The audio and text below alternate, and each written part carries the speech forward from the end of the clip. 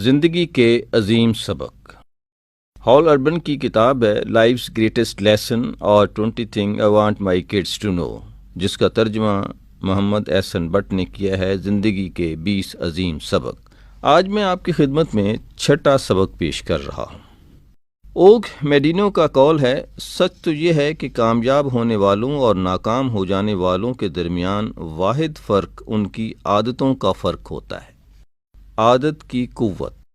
ہم عادت کی مخلوقات ہیں۔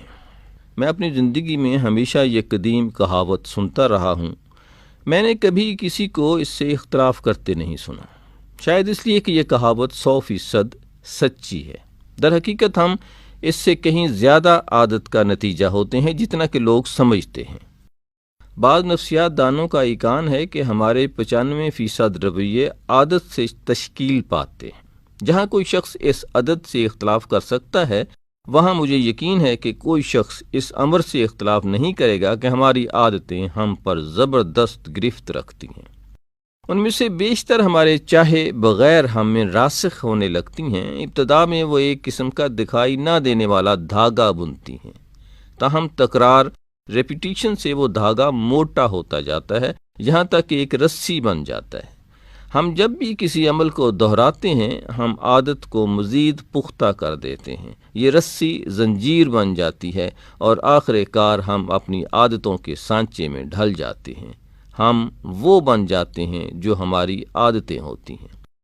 انگریزی کے ایک شاعر جان ڈرائیڈن نے 300 سال پہلے کہا تھا، پہلے ہم اپنی عادتوں کو بناتے ہیں اور پھر ہماری عادتیں ہمیں بناتی ہیں۔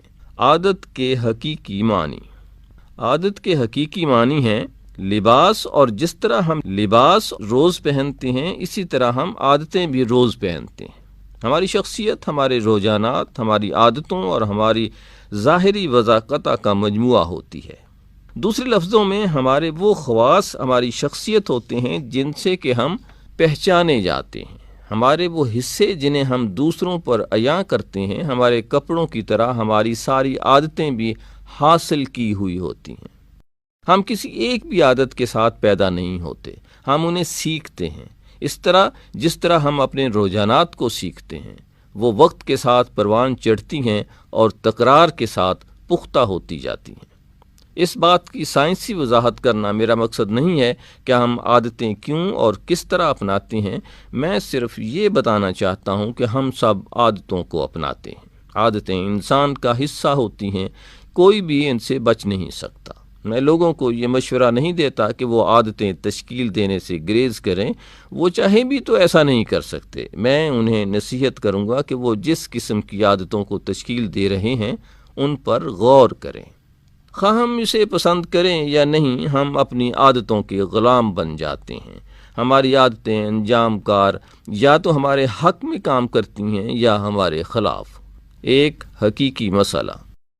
میرا خیال ہے ایک حقیقی مسئلہ یہ ہے کہ کبھی اچھی عادتوں کو تشکیل دینے پر کافی زور نہیں دیا گیا ہے۔ زندگی میں پہلی مرتبہ ہم ایک ہی جملے میں اچھی اور عادت کے الفاظ کو تب سنتے ہیں جب ہمارا کوئی استاد ہمیں مطالعہ کی اچھی عادت کی ضرورت کا احساس دلاتا ہے۔ اگر اچھی عادتیں اسکول میں کامیابی کا باعث بنتی ہیں تو پھر اس کا مطلب یہ ہوا کہ وہ زندگی کے دوسرے شعبوں میں بھی کامیابی کا باعث بنیں گی۔ تاہم بدقسمتی سے ہماری بری عادتیں بہت زیادہ توجہ حاصل کر لیتی ہیں، جس سے صرف یہ نتیجہ نکلتا ہے کہ وہ پختہ ہو جاتی ہیں۔ ضرورت یہ ہے کہ ہم عادتوں کے مثبت پہلوؤں پر اپنی توجہ مرکوز کریں اور اچھی عادتوں کو تشکیل دینے کے لیے اپنی زیادہ توانائی استعمال کریں۔ ان کے ثمرات، ریوارڈز دیکھ کر ہمیں ان کو تشکیل دینے کا مزید حوصلہ ملے گا۔ جیت اور عادت۔ مجھے اسکول کے علاوہ کالج میں بھی اچھی عادتوں کی اہمیت بتائی گئی، تاہم میں نے اچھی عادتیں کلاس روم میں نہیں سیکھی، میں نے انہیں باسکٹ بال کے کورٹ میں سیکھا۔ مجھے اس کھیل کا سچ مچ جنون تھا اور گیند کو جالی میں پھینکنے کا عمل تو بہت ہی پسند تھا۔ تاہم ہائی اسکول کے ایک غیر معمولی کوچ نے مجھے بتایا کہ کھیل کے دوسرے پہلو بھی ہیں، یعنی فٹ ورک، دفاع، پوزیشننگ اور پاسنگ۔ جب میں ٹیم میں نیا شامل ہوا تھا تب اس نے مجھے کہا تھا کہ اگر میں اتنا اچھا کھلاڑی بننا چاہتا ہوں کہ کالج کی ٹیم میں بھی شامل ہو سکوں تو مجھے صرف شوٹر ہی نہیں بلکہ مکمل کھلاڑی بننا ہوگا۔ اس نے کہا تھا تم یہ مہارتیں انہیں درست انداز میں کرنے اور پھر بار بار دہرانے سے سیکھ سکتے ہو، اور تم انہیں جتنا زیادہ دہراؤ گے اتنا ہی زیادہ آسانی سے کھیل کے دوران ضرورت پڑنے پر تم انہیں استعمال کر سکو گے۔ اگر تم اچھی عادتیں تشکیل دو گے تو خود بخود انہیں کرنے لگ جاؤ گے۔ ہمارے کوچ نے مجھے اس انداز سے بتایا کہ باسکٹ بال ہمیشہ محض تفریح نہیں ہوتی، عملی طور پر یہ محنت طلب ہوتی ہے۔ اسے سیکھنے کے لیے مشق کرنا ہوگی اور درد سہنا ہوگا۔ اسے سیکھنے کے لیے ایک سی حرکات بار بار کرنی ہوں گی۔ ایک دن جب ہم ڈرل کر رہے تھے جس سے ہمیں سب سے زیادہ نفرت تھی تو اس نے کہا میں چاہتا ہوں کہ تم اسے اتنی بار کرو کہ سوتے بھی کرنے لگو۔ اور مجھے آج بھی یاد ہے کہ میں نے ایسا ہی کیا تھا۔ میں سو کر اٹھا تو مجھے تھکن محسوس ہو رہی تھی۔ اس کی وجہ یہ تھی کہ میں ساری رات سوتے میں دفاعی فٹ ورک کی مشق کرتا رہا تھا۔ اس ساری بات کا نتیجہ یہ تھا کہ اچھی عادتیں تشکیل دی جاتی ہیں، جس طرح ہمارے کوچ نے کہا تھا جب کھیل کا وقت آتا تو ہم خود بخود درست کام کرنے لگتے تھے۔ وہ مہارتیں ہمیں فطرتاً حاصل نہیں ہوتی تھیں، یہ ہم نے اپنے کوچ کی ہدایت کے مطابق عمل کرتے ہوئے سیکھی تھیں، اور ہمارے کوچ کی ہدایت تھی کہ اچھی عادتیں تشکیل دو۔ جب میں کالج میں داخل ہوا تو مجھے ایک سب سے زیادہ کامیاب کوچ کے لیے کھیلنے کا شرف حاصل ہوا۔ اس کا نام تھا فل وولبرٹ۔ اس نے 20ویں صدی کی چھٹی دہائی کے دوران مسلسل کئی چیمپئن شپ کے لیے ہمارے کالج کی ٹیم کی کوچنگ کی تھی۔ وہ اس زمانے میں اپنے پیشے میں ایک نہایت قابل احترام انسان تھا۔ اس کی وجہ سے اچھی عادتوں کی اہمیت کے متعلق میری تعلیم اعلیٰ تر درجے تک پہنچ گئی۔ ہائی اسکول کی درد بھری ڈرلز تو صرف اس کے لیے وارم اپ تھیں جو فل ہمیں سکھانے والا تھا۔ وہ ایک ڈرل کو ہینڈز اپ کہا کرتا تھا۔ اس میں ہمیں پاؤں زمین پر خوب جما کر جھکنا ہوتا تھا۔ اس دوران ہمارا ایک ہاتھ سر سے اوپر اٹھا ہوتا اور دوسرا ایک طرف پھیلا ہوتا۔ پھر ہم اس کی ہدایت کے مطابق تیزی سے آگے پیچھے دائیں بائیں حرکت کرتے۔ ہم اس ڈرل کو جہنم کہا کرتے تھے کیونکہ اس سے ہمارے جسموں میں شدید درد ہوتا تھا اور ایسا لگتا تھا یہ ابد تک جاری رہے گا۔ ہم نے ہمیشہ اچھے دفاع کا مظاہرہ کیا۔ اس کی وجہ یہ تھی کہ ہم تیار ہوتے تھے۔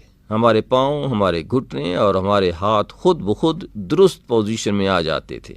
میرے ہائی اسکول کے کوچ کی طرح فل کا بھی یہ کام تھا کہ اچھی عادتیں اپنانا کامیابی کی کنجی ہے۔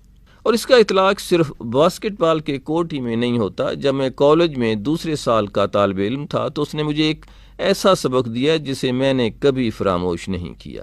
ہم آپس میں میچ کھیل رہے تھے جس کے دوران میں نے باسکٹ کے نیچے پہنچ کر ایک پاس وصول کیا اور تیزی سے ایک آسان شاٹ کے لیے اوپر اچھلا۔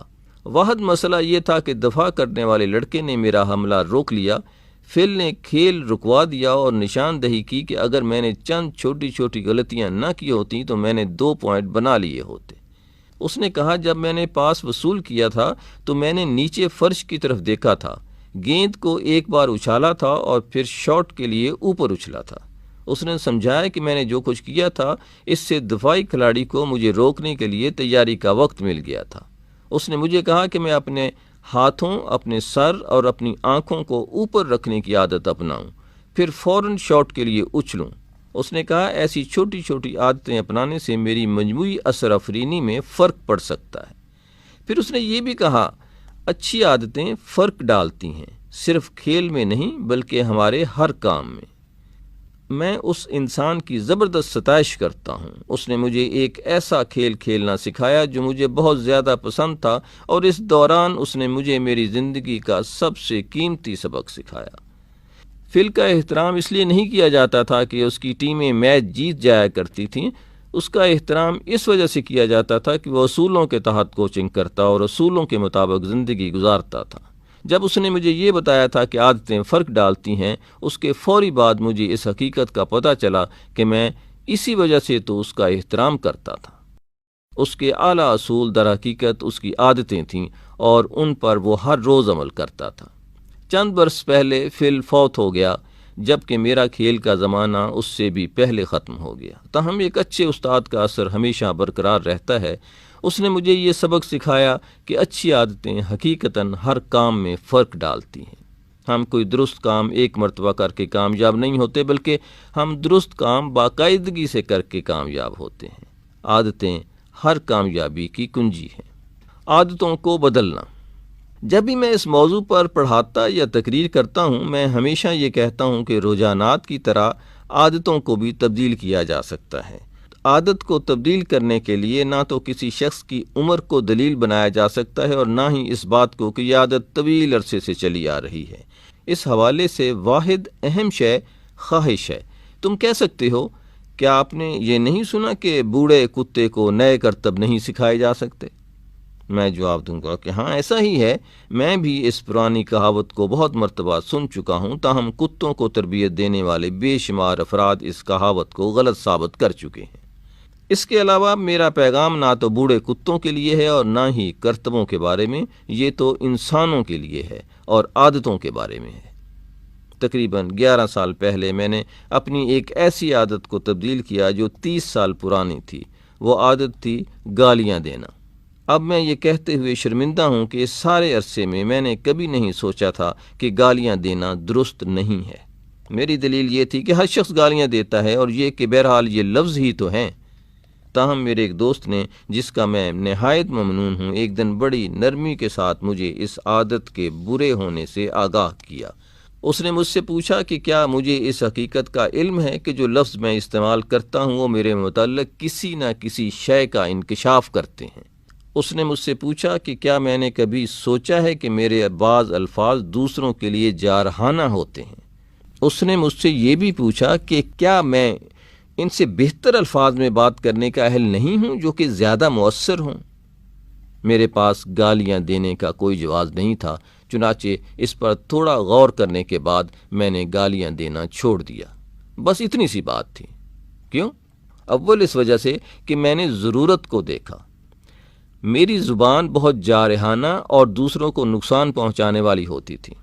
دوم اس وجہ سے کہ اس بری عادت کو چھوڑنے کی خواہش بہت مضبوط تھی۔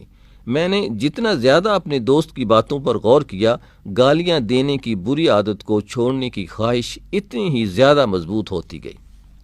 میں اس مثال کے ذریعے یہ کہنا نہیں چاہتا کہ ہر پرانی عادت کو تبدیل کرنا اتنا ہی آسان ہے۔ اگر شراب نوشی، سگریٹ نوشی یا منشیات خوری کی عادت کو تبدیل کرنا ہو تو یہ عمل آسان نہیں ہوتا۔ تاہم نقطۂ آغاز وہی ہے، ضرورت کو دیکھنا اور خواہش کا حامل ہونا۔ اگر یہ دو عناصر موجود نہ ہوں تو ساری دنیا کے مدد کرنے کے باوجود عادت تبدیل نہیں ہوگی۔ پرانی عادت اور قوت ارادی۔ کسی پرانی عادت کو چھوڑنے کے لیے قوت ارادی کو استعمال کرنا حقیقتاً کارگر رہتا ہے۔ سب سے زیادہ مؤثر طریقہ یہ ثابت ہوا ہے کہ پرانی عادت کی جگہ کوئی نئی عادت اپنائی جائے۔ اس کی جگہ کوئی ایسا رویہ اپنایا جائے جو کہ زیادہ مثبت ہو۔ یہ تکنیک سینکڑوں سال پرانی ہے۔ بینجامن فرینکلن نے اپنی مشہور آبیتی میں یہ تکنیک بیان کی ہے، جس کے ذریعے اس نے اپنی بدترین عادتوں کی جگہ اچھی عادتیں اپنائیں۔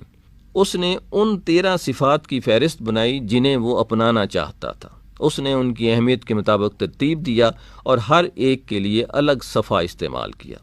اس نے ایک وقت میں ایک صفت پر ایک ہفتہ توجہ مرکوز کی۔ اگر وہ اس صفت کو اپنانے میں ناکام رہتا تو اس کے آگے ایک سیاہ نشان لگا دیتا تھا۔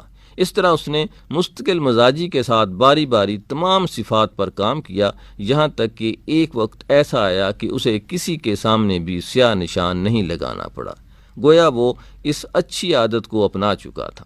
اس تکنیک کو استعمال کرتے ہوئے بینجامن فرینکلن نے نئی عادتوں کے ذریعے پرانی عادتوں کو چھوڑنے میں کامیابی حاصل کر لی۔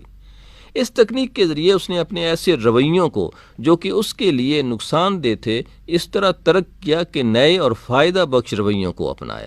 وہ کہتا ہے کہ اس طرح اسے علم ہوا کہ اس کے نقائص اس کے خیال سے بھی زیادہ تھے، تاہم اس تجربے نے اسے یہ اطمینان بھی عطا کیا کہ وہ انہیں تبدیل کر سکتا ہے۔ بینجامن فرینکلن نے شعوری کوشش کر کے بہتر عادتیں اپنائی تھیں، اس طرح وہ ایک بہتر انسان بن گیا۔ عادت اور کردار۔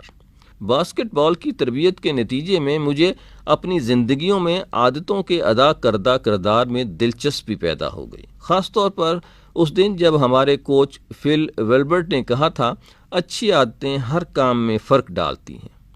جب میں نے اپنی عمر کی تیسری دہائی کے اواخر میں زندگی کے متعلق چند اہم باتیں جانیں، وہاں میں یہ بھی سمجھنے لگا کہ عادتوں، کردار اور حقیقی کامیابی میں تعلق ہوتا ہے۔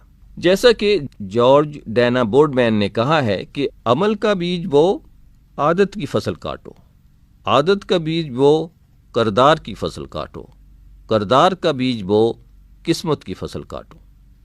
جب میری عادتیں اور کردار بہتر ہوئے تو میری زندگی کا معیار بھی بہتر ہو گیا۔ چونکہ میں انسانی رویے کا استاد ہوں، اس لیے یہ فطری بات تھی کہ میں اپنی دریافتوں کے متعلق اپنے شاگردوں کو بھی بتاؤں۔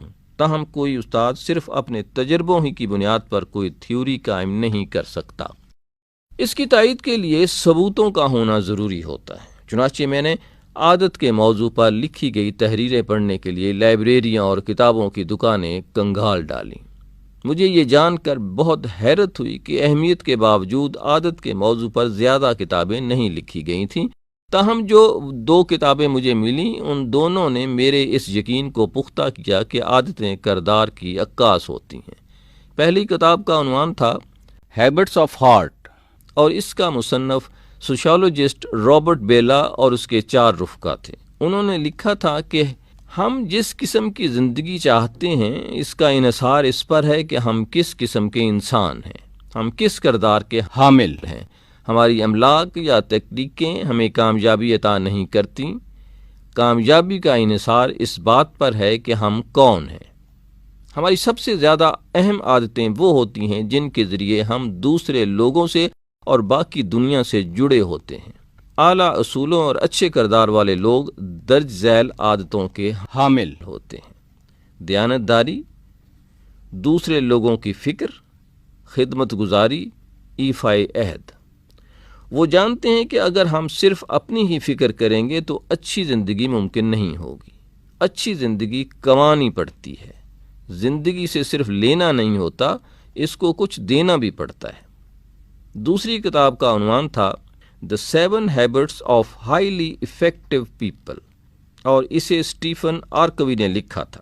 اس کتاب کا ذیلی عنوان ہے Restoring the Character Ethics۔ کوئی کہتا ہے کہ بے شمار لوگ خارجی زندگی کے گرویدہ ہوتے ہیں، وہ اسے حاصل تو کر لیتے ہیں لیکن اس کے باوجود خالی پن محسوس کرتے ہیں۔